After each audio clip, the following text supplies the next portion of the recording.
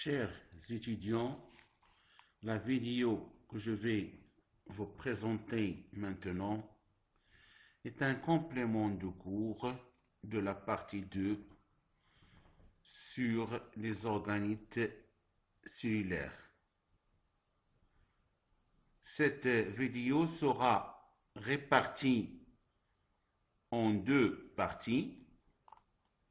La première partie sera consacrée à la technique de centrifugation, largement utilisée en biologie, et la deuxième partie aux ribosomes. Donc, avant de parler des ribosomes, je vais présenter une technique très utilisée en biologie pour isoler et séparer les constituants d'une cellule. Cette technique est la centrifugation. En arabe, تقنية الطرد المركزي. Je répète, la technique de centrifugation, تقنية الطرد المركزي, et qui est très utilisée pour isoler les constituants cellulaires, surtout les organites cellulaires, et aussi très utilisé pour isoler les ribosomes à partir d'une cellule.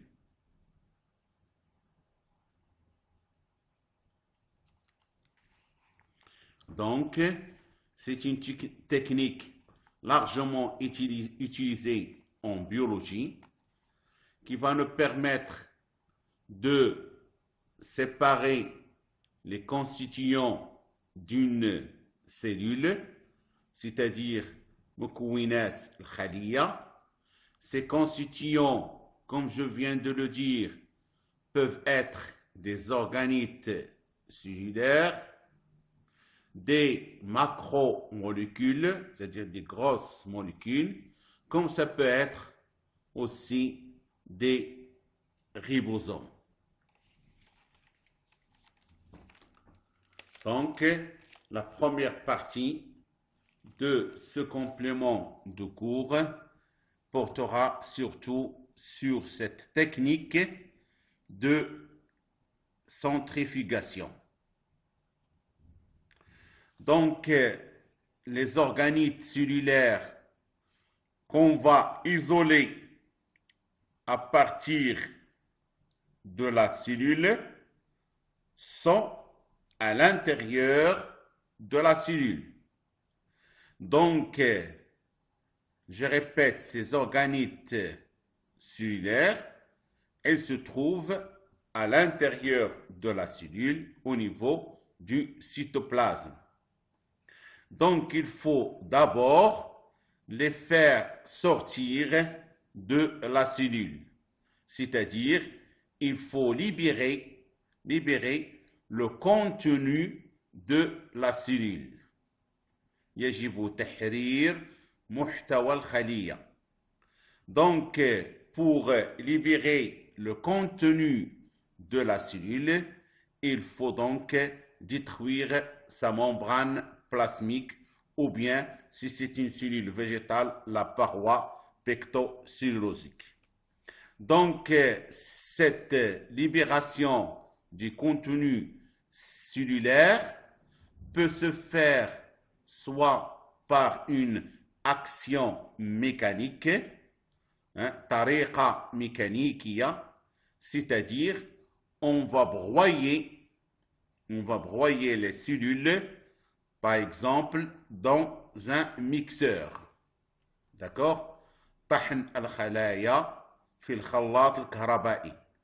Donc, un broyage des cellules dans un mixeur. Donc, ce broyage va permettre la destruction de la membrane plasmique et la libération, la sortie du contenu de la cellule. Tout ce qui est à l'intérieur de la cellule va sortir vers l'extérieur. Ou bien, on peut appliquer une autre action non mécanique, c'est-à-dire une action chimique, tariqa kimyaïya, en utilisant soit des enzymes qui détruisent la membrane ou bien des détergents, monotifat.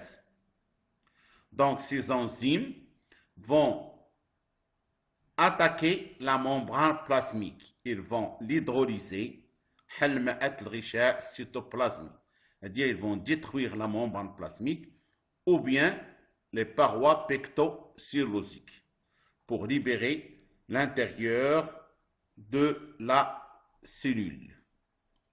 Le résultat de ces deux actions mécaniques et chimiques, c'est que on va obtenir un broyat cellulaire. Cellulaire, c'est-à-dire mathoun al-khaliya, qui est une solution homogène, ce qu'on appelle un homogène, mahlul mutajanis. Je répète, une fois on détruit la membrane ou la paroi, on va obtenir l'intérieur de la cellule qui est un broyat cellulaire ou bien un homogène. Pour bien comprendre la technique de centrifugation, il faut d'abord donner un rappel sur la sédimentation. Parce que la technique de centrifugation, elle se base sur le même principe que la sédimentation. La sédimentation, c'est-à-dire at-tarassub. Dans ce schéma, nous avons représenté un tube avec une solution liquide dans laquelle il y a des particules à différentes tailles. Donc, juzayat biqaddin mukhtalif. Donc, chaque particule a une taille différente de l'autre. Donc, chaque particule de cette solution est soumise à une force F.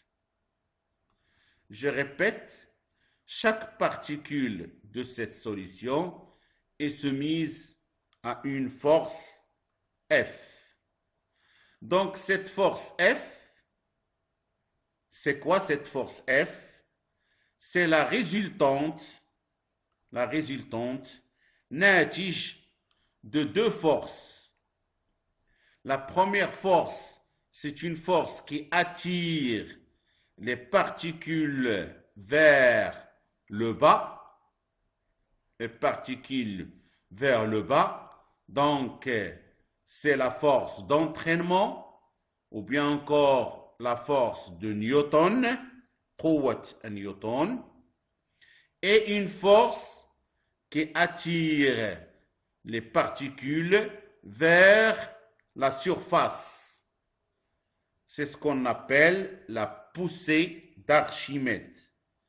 Quwwat dafa, Archimède. Donc, chaque particule est soumise à deux forces opposées. Une force qui attire vers le bas, la force de Newton, et une force qui attire vers le haut, la poussée d'Archimède. Donc, chaque particule est soumise à la résultante natij des deux forces. Cette résultante, c'est la force F. Donc la force F égale V, c'est le volume de la particule, حجم الجزيئة, multiplié par D, la densité de la particule, كثافة الجزيئة, moins D', la densité du liquide, كثافة المحلول أو السائل, fois G, c'est l'accélération de la pesanteur, force de Newton. Donc, lorsque la densité de la particule est égale à la densité du liquide, à ce moment-là, F égale 0. D moins D' égale 0, donc F égale 0. Donc, la particule n'est soumise à aucune force. Donc, elle va s'arrêter. Elle va sédimenter. ترسب الجزيئة. Donc, je répète, lorsque la densité de la particule est égale à la densité du liquide, D moins D' égale 0, donc F égale 0, la particule n'est soumise à aucune force. Donc, elle s'arrête et sédimente. Donc, c'est ça le principe de la sédimentation. Donc, les chercheurs, ils ont utilisé ce principe de la sédimentation pour développer la technique de la centrifugation, c'est-à-dire technique at-tard al-markazi. Et dans cette technique de centrifugation, qui a le même principe, ils ont remplacé la force G par une force de rotation, par un mouvement de rotation. Donc, les particules seront soumises à une force de rotation. الجزيئات ستكون تحت قوة دوران. Et cela pour accélérer le phénomène de la sédimentation.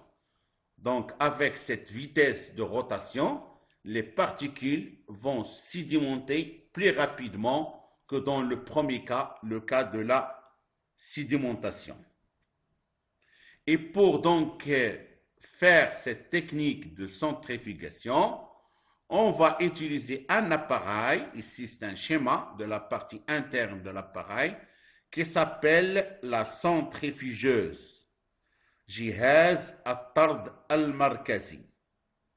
Donc, les particules qui sont maintenant dans cet appareil, elles sont soumises à une autre force F qui est égale à V, le volume de la particule, fois D moins D', densité particule, densité liquide, fois W au carré. W au carré, c'est la vitesse ou bien l'accélération, surat de rotation, surat dawaran. D'accord? Donc, le même principe, lorsque D égale D', F égale 0, c'est-à-dire F s'annule.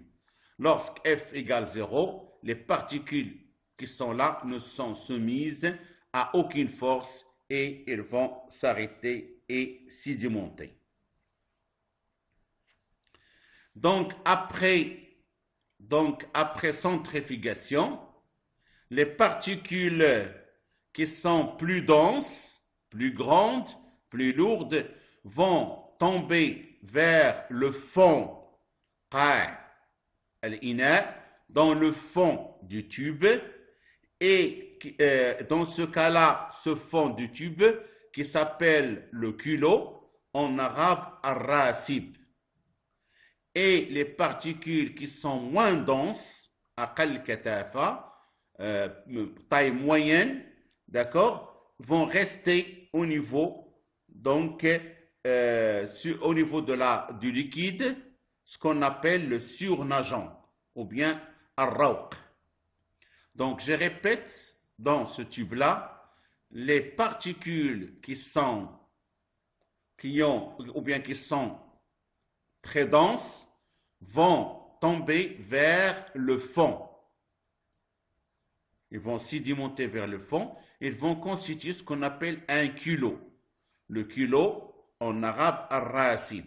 Alors que les particules qui sont moins denses, d'accord, vont rester dans le liquide et font ce qu'on appelle le surnageant, ar-rawq. Maintenant, on va parler d'un type de centrifugation qu'on appelle la centrifugation fractionnée, c'est-à-dire technique at-tard al-markazi al-juz'i. Alors, vous avez ici un tube dans lequel on a mis un broyat cellulaire,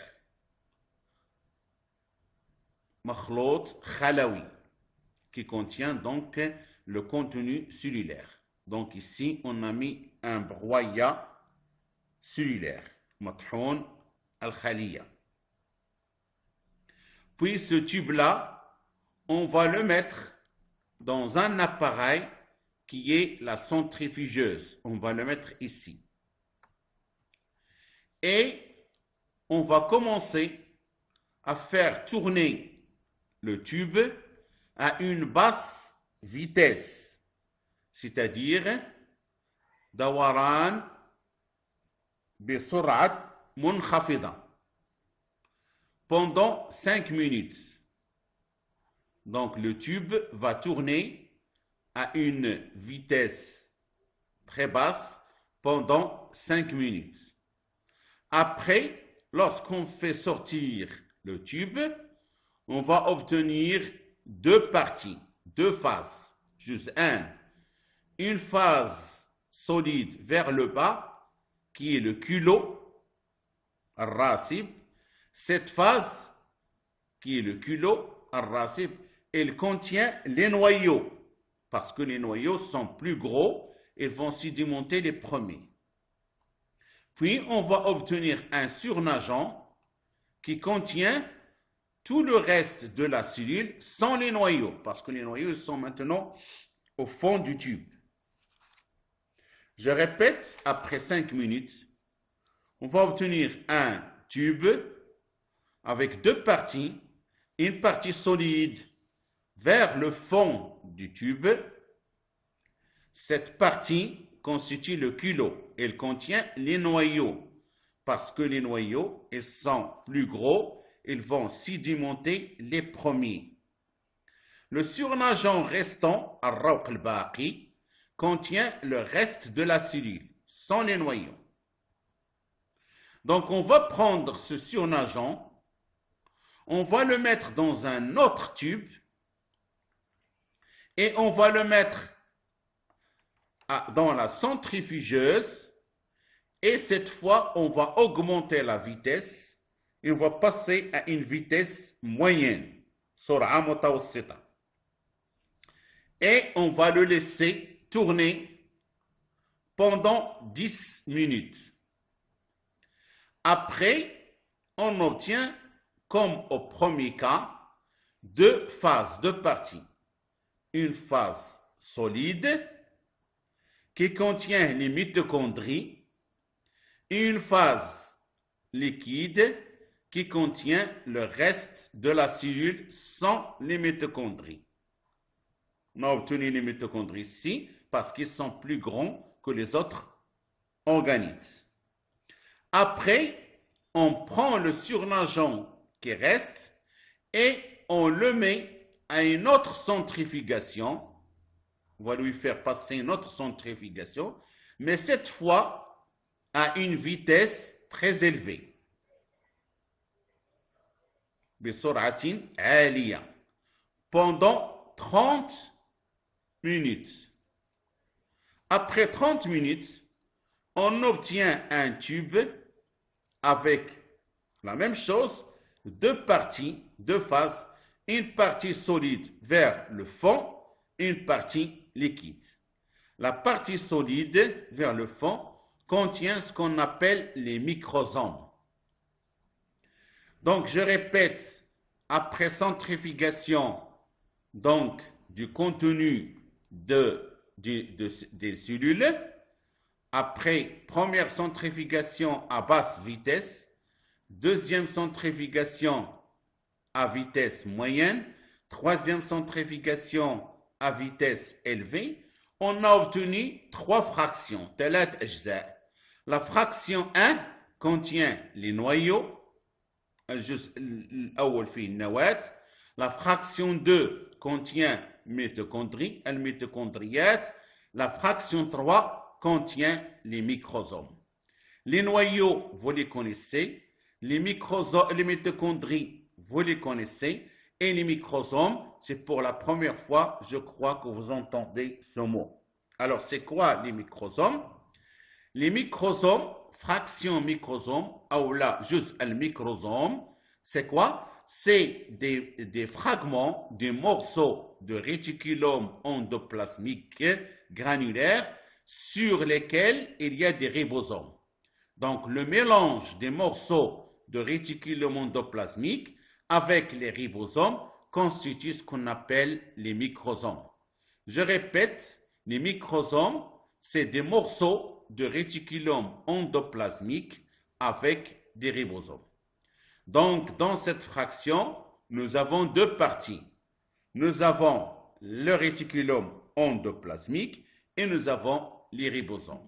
Alors, si on veut récupérer les ribosomes, il suffit de solubiliser le réticulum endoplasmique. ذوبان أغشية الشبكة السيتوبلازمية الداخلية. Donc, nous avons une fraction où il y a le réticulum avec les ribosomes.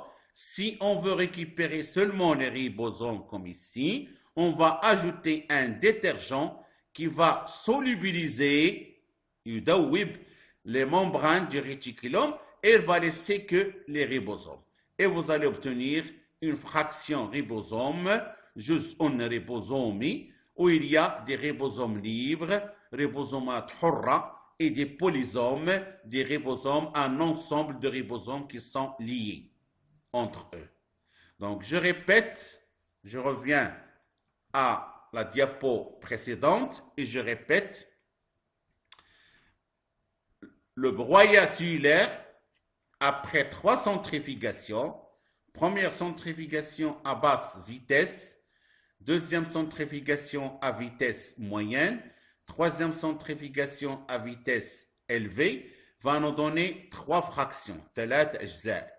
La première fraction, c'est la fraction des noyaux. La deuxième fraction, c'est la fraction des mitochondries. La troisième fraction, c'est la fraction des microsomes. Alors, on se pose la question, c'est quoi les microsomes? La fraction microsome, c'est un mélange entre les réticulums, la membrane du réticulum endoplasmique, sur laquelle il y a des ribosomes. Si on veut récupérer les ribosomes, on doit éliminer la membrane du réticulum. Comment éliminer la membrane?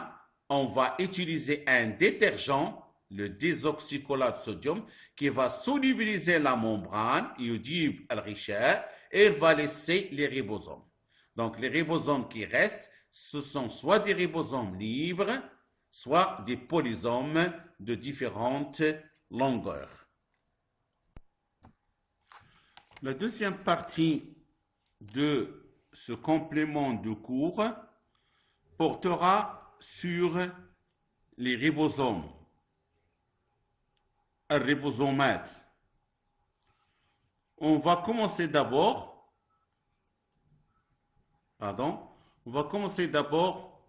par donner une définition des ribosomes et donner aussi des généralités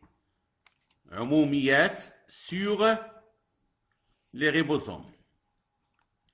D'abord, on va commencer par la définition des ribosomes.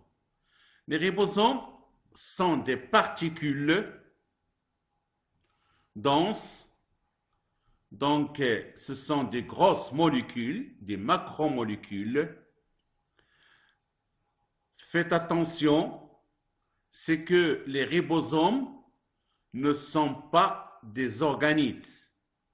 Donc, comme je viens de le dire, les ribosomes, c'est des particules denses. جزيئات كثيفة, c'est des grosses molécules, mais ce n'est pas des organites. Alors, elles sont formées, donc chimiquement, par un assemblage, regroupement, تجمع, un assemblage de protéines et des molécules d'ARN ribosomaux. Donc, les ribosomes sont constitués de deux types de molécules.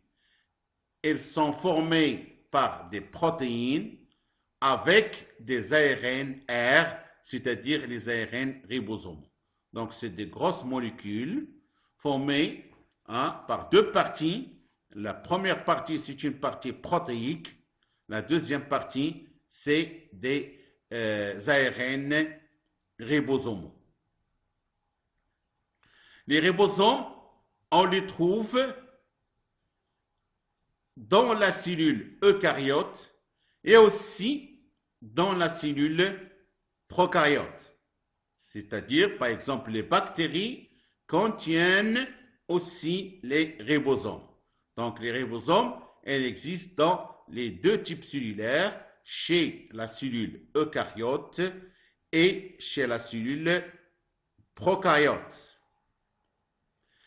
Les ribosomes existent dans le cytoplasme, exactement le hyaloplasme, d'accord? Soit sous forme libre, soit sous forme groupée, c'est des chaînes de polysomes.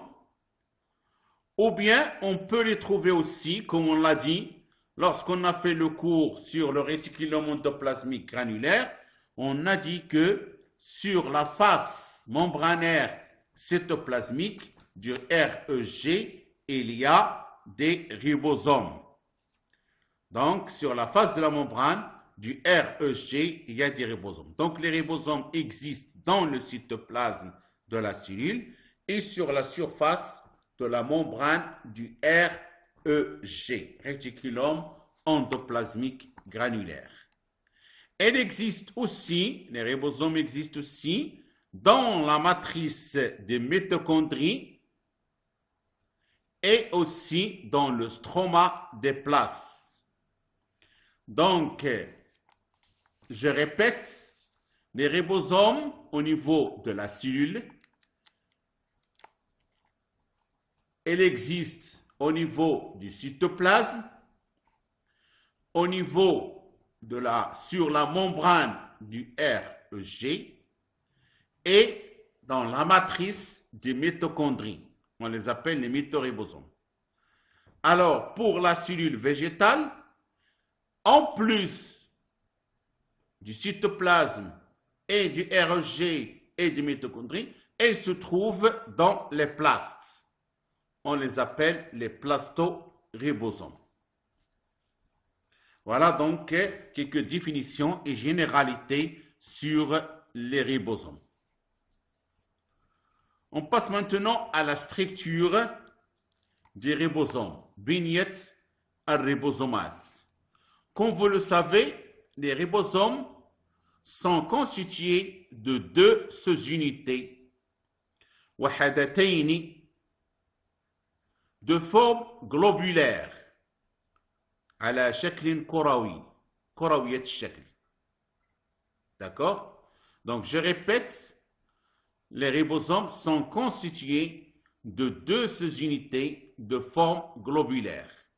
Les deux sous-unités n'ont pas la même densité, n'ont pas la même taille. C'est pour cela qu'ils n'ont pas le même coefficient de sédimentation. Mu'amil tarsub. Alors, il y a la petite sous-unité qu'on appelle en abréviation PSU, al-wahada as-saghira, et il y a la grande sous-unité الوحدة الكبيرة plus volumineuse أكبر حجم. Donc il est plus volumineuse que la petite. Donc je répète, les ribosomes sont constitués de deux parties ou bien deux sous-unités qui n'ont pas la même taille, pas le même volume. Il y a la petite sous-unité et il y a la grande sous-unité. Alors, chez la cellule eucaryote, on trouve des ribosomes qu'on appelle les ribosomes 80S. C'est-à-dire, c'est des ribosomes qui sont plus volumineux que les ribosomes du prokaryote et qui ont un coefficient de sédimentation 80S. S, c'est l'unité de la sédimentation, Svedberg. Donc, ils ont un coefficient de sédimentation égal 80S. Ces ribosomes, bien sûr, ils sont formés de deux sous-unités.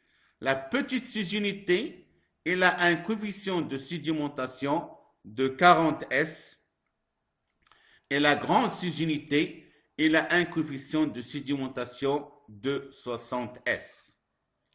Donc, je répète, chez la cellule eucaryote, si on prend tout le ribosome avec les deux sous-unités, il a un coefficient de sédimentation de 80S. Et si on prend la petite sous-unité toute seule, il a un coefficient de sédimentation de 40S. Et la grande sous-unité toute seule, il a un coefficient de sédimentation de 60S. Chez la cellule prokaryote, les ribosomes ont un coefficient de sédimentation égal à 70S et sont moins volumineux que les ribosomes des eucaryotes. Ils sont formés de deux sous-unités. La petite sous-unité toute seule a eu un coefficient de sédimentation de 30S et la grande sous-unité toute seule a un coefficient de sédimentation égal 50S. Maintenant, après la structure des ribosomes, on voit la composition des ribosomes, c'est-à-dire mukawinat ribosomat. Comme on a dit tout à l'heure dans la définition, les ribosomes sont des grosses molécules, ce sont des particules complexes, juz'iyat mu'aqqada, constituées de deux types de molécules. Il y a la partie ARN et il y a une partie protéine. On commence d'abord par les constituants des ribosomes des prokaryotes. La petite sous-unité, on l'a dit tout à l'heure, 30S, il y a un coefficient de sédimentation égale 30S, elle est formée de l'ARN ribosomal 16S. Donc les ARN ribosomaux, il y en a plusieurs en fonction de leur coefficient de sédimentation. Donc tous les ARN ribosomaux, ils sont venus à partir donc de la coupure d'un ARN ribosomal 45S qui s'est coupé et il a donné les différents types d'ARN ribosomaux. Donc, la petite sous-unité des prokaryotes, ribosomes des prokaryotes, elle est formée par l'ARN R ribosomal 16S, qui a une coefficient de sédimentation 16S, et avec des protéines, bien sûr. La grande sous-unité, qui a un coefficient de sédimentation 50S, est formée par l'ARN ribosomal 5S. Il contient un ARN ribosomal plus petit que 16S, 5S, mais il contient en plus un autre ARN ribosomal qui est 23S, bien sûr avec des protéines. Donc, si on compare la petite sous-unité des ribosomes des prokaryotes et la grande sous-unité des ribosomes des prokaryotes, on remarque que la petite sous-unité contient un seul type d'ARN ribosomal qui a un coefficient de 16S, alors que la grande sous-unité, elle contient deux ARN ribosomaux, 5S et 23S. C'est pour cela, et des protéines. C'est pour cela qu'elle est plus grande que la petite sous-unité. Alors, chez les eucaryotes, la petite sous-unité a un coefficient sédimentation 40S, ça on l'a dit tout à l'heure, elle est formée d'un ARN ribosomal de 18S avec des protéines. Alors que la grande sous-unité qui a un coefficient de sédimentation de 60S, elle est formée par 3 ARN ribosomaux. L'ARN ribosomal 5S, l'ARN ribosomal 28S et l'ARN ribosomal 5,8S avec des protéines. Vous remarquez que plus la sous-unité a un coefficient de sédimentation grand, plus il contient plus d'ARN ribosomaux. Et si vous avez la grande sous-unité, elle est à 50S, elle a 2 ARN ribosomaux. Et si vous avez la grande sous-unité, elle est plus grande, plus volumineuse, elle a 60S, elle contient 3 ARN ribosomaux. La même chose ici, si vous comparez ici, la petite sous-unité 30S, elle a un ARN ribosomal 16S. La grande sous-unité est la 40S, elle est plus volumineuse. La petite sous-unité des eucaryotes, elle est plus volumineuse que la petite sous-unité prokaryote. Elle contient un ARN ribosomal plus grand qui est de 18S, supérieur à 16S. D'accord? Donc ici, vous avez les différents types d'ARN ribosomaux qu'on trouve dans les différentes sous-unités des ribosomes chez les prokaryotes et chez les eucaryotes. Donc, je répète, pour les ribosomes des prokaryotes, dans la petite sous-unité, on trouve l'ARN ribosomal 16S. Dans la grande sous-unité, on trouve 2 ARN ribosomaux. Il y a 5S et 23S. Chez les ribosomes des eucaryotes, la petite sous-unité contient un seul ARN ribosomal qui est 18S.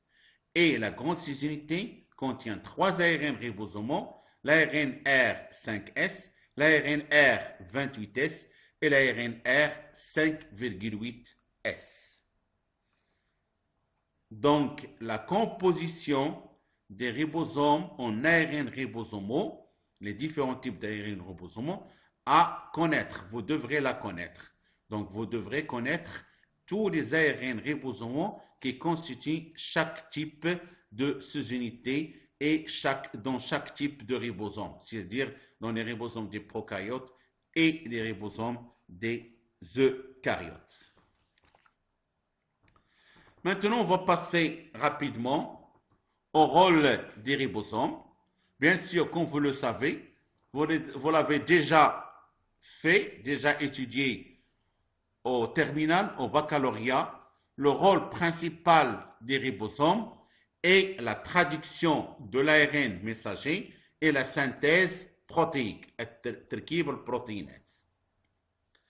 Alors, nous avons ici un schéma dans lequel on a représenté le ribosome. Avec ici, c'est la grande sous-unité. Et ici, c'est la petite sous-unité. Ici, c'est l'ARN messager orienté dans le sens 5', 3'. Donc, dans la grande sous-unité,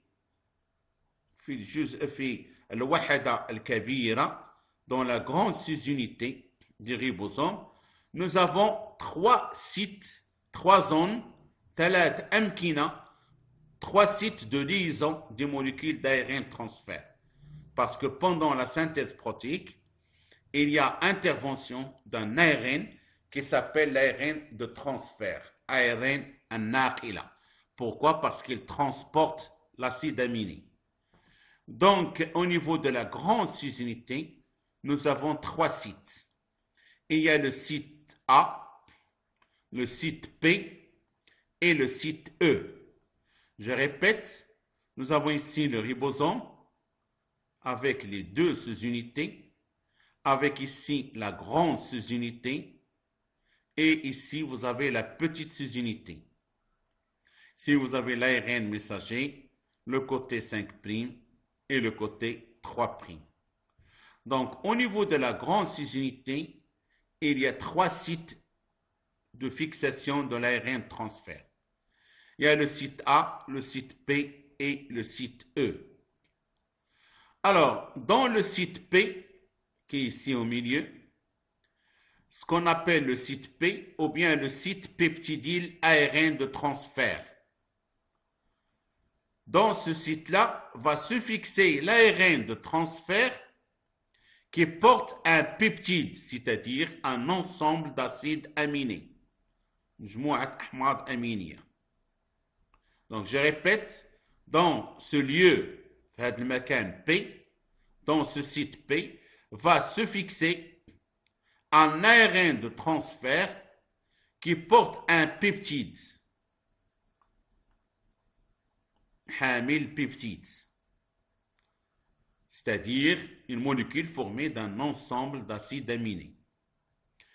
Dans le site A, ici, ou bien ce qu'on appelle le site aminoacyle ARN transfert, dans ce site, il va se fixer un ARN de transfert qui porte un acide aminé, comme ici, un ARN transfert qui porte un seul acide aminé. C'est pour cela qu'on l'appelle aminoacyle, acide aminé, ARN transfert. Ici, dans le site A, acide aminé, site A, vous allez avoir l'ARN transfert qui va porter un seul acide aminé. D'accord? Dans le site E, ici, vous allez avoir l'ARN transfert qui portait le peptide ici, et vous avez ici l'ARN transfert qui porte un acide aminé. L'acide aminé qui est là va faire une liaison avec le peptide. L'acide aminé qui est dans le site A va faire une liaison avec le peptide qui est dans le site P. Et l'ARN transfert qui porte le peptide va se détacher du peptide et il va passer dans le site E. Une fois elle passe dans le site E, par la suite, le site E va la pomper vers le cytoplasme. Je répète, au niveau de la grande cis-unité, vous avez 3 sites. Le site A, dans le site A, vous avez l'ARN transfert, ARN naqila, qui porte un acide aminé, un seul acide aminé. Puis dans le site P, vous avez un ARN transfert, ARN naqila, qui porte un peptide, tahmil al-peptide. L'acide aminé qui est là, dans le site A, va faire une liaison peptidique, alaqa peptidia, avec le peptide. Et par la suite, l'ARN de transfert qui est dans le site P va se détacher, il va se détacher du peptide. Et lorsque le ribosome passe vers l'avant, par 3 nucléotides, cet ARN transfert qui était dans le site A va passer dans le site P. L'ARN transfert qui était dans le site P va passer dans le site E. Dans le site E, on va avoir un ARN transfert sans peptide, sans acide aminé, toute seule. Et le site E va la pomper vers le cytoplasme pour chercher un autre acide aminé.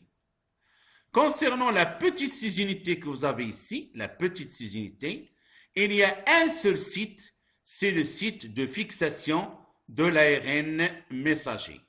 Je répète, au niveau de la petite cis-unité, il y a un seul site, c'est le site de fixation de l'ARN de transfert.